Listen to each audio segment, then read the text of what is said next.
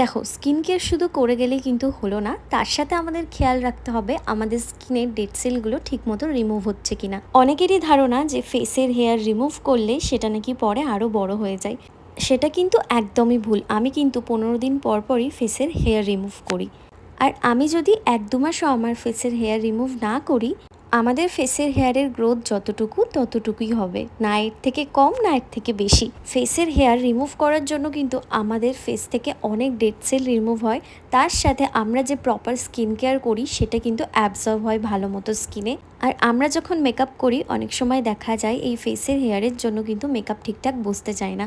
তাই এটা ভীষণ প্রয়োজন যে আমাদের ফেস থেকে হেয়ারটা রিমুভ করা। ফেস থেকে হেয়ারগুলো রিমুভ করার পর তোমরা অবশ্যই এই স্টেপটা ফলো করবে। ডিরেক্ট ফেসে আমি আইস অ্যাপ্লাই করি না, তাই আমি এরকম ঠান্ডা জলের সাথে বরফ কিছুটা মিশিয়ে ফেসটাকে ডিপ করে রাখি।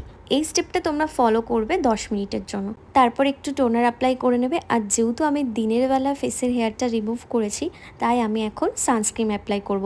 তোমরা রাতের বেলা এই স্টেপটা ফলো করলে খুবই ভালো হয়। তারপরে একটা ময়শ্চারাইজার লাগিয়ে তোমরা ঘুমিয়ে পড়তে পারো।